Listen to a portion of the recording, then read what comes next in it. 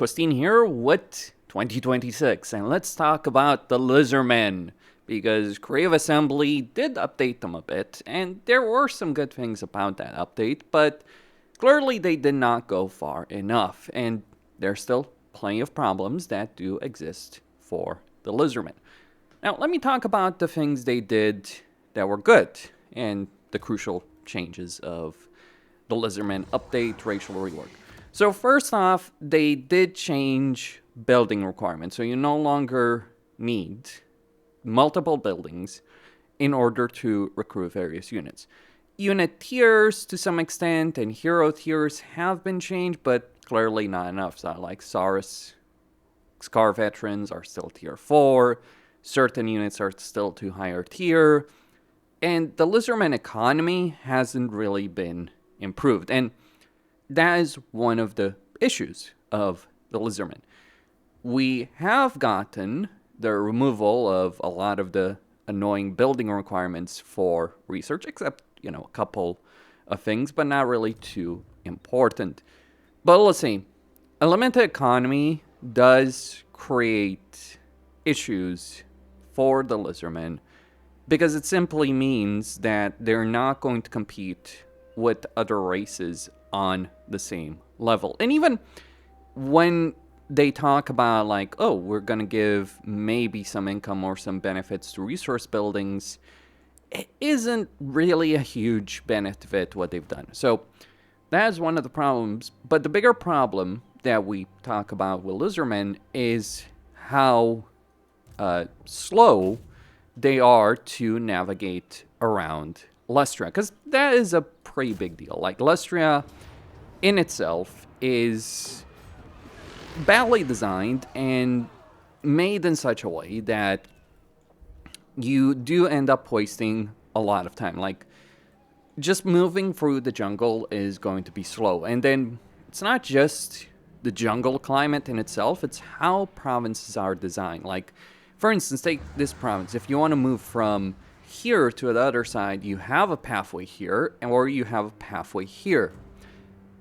But this province, for instance, in the Copper Desert ends up being, honestly, like, you have 3 regions. 2 of them are close enough together, but then you got the Golden Colossus, which is certainly far enough away. And that is a problem for every campaign that deals with Lustria. But it's actually a bigger problem for Lizardmen, because the amount of resources they have, the amount of money they have, the amount of money they gain throughout the course of their campaigns. Like, if we just, look at the battle, okay, we gained 3,000. Certain races would have done much better with regards to that. So Lizardmen are not the kind of race like, say, Dark Elves or Khorne that can earn a lot of resources through just battles, and they certainly don't have a great deal of growth. They do have ways of improving their construction time through research and a commandment that they do have. So, for instance, research, you do get sequence of construction, and then you do also have the commandment of alignment of monuments, which reduces construction time by -1 for all buildings in the province. It's pretty annoying having to switch up between commandments, because when you're growing a settlement, you obviously want to have the growth one, but when you're constructing something, you don't want to switch to construction time, and then you may want to switch back again. It is a level of annoyance, and it's even a level of annoyance in terms of this kind of scalability that you end up having settlements. Also, Lizardmen have a really bad growth, a pretty bad control commandment. I mean, yes, they have the Holy Stella, which, like, base missile damage and accuracy, which not really that important, but they only have 2 control. And yes, the Geomantic Web in itself is a very lackluster system. It's not a great system. It doesn't work well. It's not really worth engaging in. So a lot of those systems that Lizardmen do end up having end up being worse off for it. The crucial benefits that Lizardmen got with their update was that they got a much better research tree, and crucially got climate immunity, province-wide immunity to climate penalties for Tier 4 and Tier 5 settlements. So if you have a Tier 4 or Tier 5 settlement in a province, you get climate-wide penalty removal. It could have been better, but High Elves, for instance, don't have that, and yes, they do end up suffering for it. So I do appreciate the fact that they added that element, at the very least, to the Lizardmen with regards to their update. Though, of course, the research tree ends up being a bit weird in some respects. Like, for instance, you obviously want to get sequence of construction, but then you want to get a bunch of growth in your settlements. But then you want to switch back again. So it's like just kind of weird, because you may want to focus on this, or you would actually just focus on, you know, campaign movement range and a couple of other things. Like, the research tree just ends up feeling weird with regards to what you're getting. Like, again, sequence of construction is very worth it, but other things not so much until you're at a point where you care about determining the great plan, and for that you need a Tier 4 or Tier 5 provincial capital, or getting there. So you just constantly just dip your toes into stuff, research it to a certain extent, and yes, the military tech tree is less worth it than the great plan tech tree. I mean, there are some interesting things, some useful things all around, but there's also plenty of fluff. The other thing that they did so I do appreciate the idea of reworking the research tree, but I think they could have done better. And then we also have the blessed spawning. So the way blessed spawnings work is you can gain some of them mainly through Rites of Awakening. So every turn you can get 250, and there's not really that many ways of getting blessed spawnings. Like, there is an alignment of war, but there's no building. You don't gain them from battles. I think you should gain them from battles.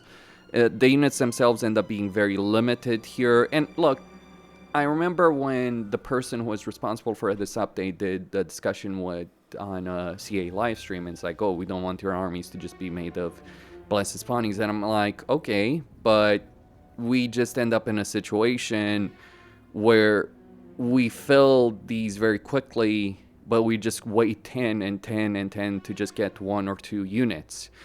That's not a fucking good system.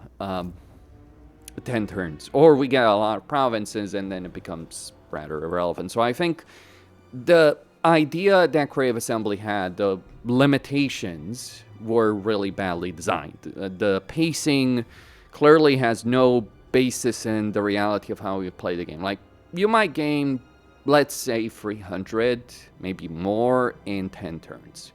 That's enough for 1 unit, really. So, and that's assuming you actually use commandments. So you can gain more, 600, 700, but again, it's like you're talking about 2 units, 3 units at most, every turns, you know, even if you're playing someone like Oxyatl or Tenuan. So I'm like, that, or even Nakai.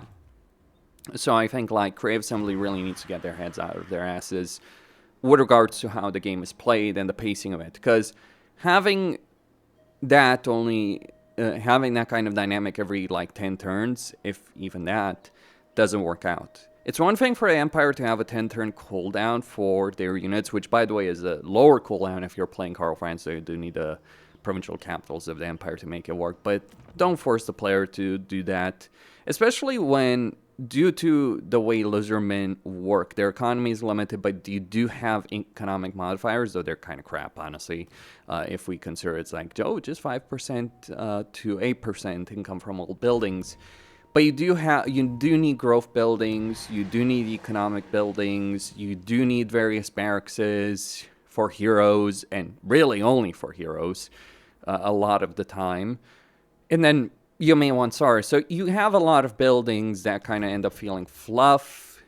You end up being limited in a campaign, so much for the unit variety. Like, how exactly they make dinosaurs boring to play is because they just don't allow you to play with dinosaurs. They screw you over in terms of using, say, said dinosaurs, to the point that you kind of just don't want to use them anymore. And that is where the problem comes in. So the issue of Lustria, economy, growth, construction, blessed spawnings, just every kind of design decision that they had with Lizardmen is like they just dipped their toes into doing a couple of things, but clearly the people who did those things, or the person who did those things, didn't know what they were doing. That, ties in back to the idea that developers don't play their own damn game. And we can also talk further about legendary lords not having unique mechanics. For instance, you look at Mazdamundi. And also, I have to say that I do dislike the Slan Mage Priest system. So the reason I dislike it is because it's random what generation you're going to get. So some generations are just much better than others, but you don't have that choice. You just get randomized between first, second, and third. Which, by the way, is a bit weird when you're thinking about some of the things with regards to, third, because, or regards to first, because, there shouldn't be first generation slans available around, because, they kind of all died. I mean, Mazdamundi is one of the very few second gen, or rather, I think we don't have first gen, we have second gen, third gen, and fourth gen. I remembered that wrong, anyway.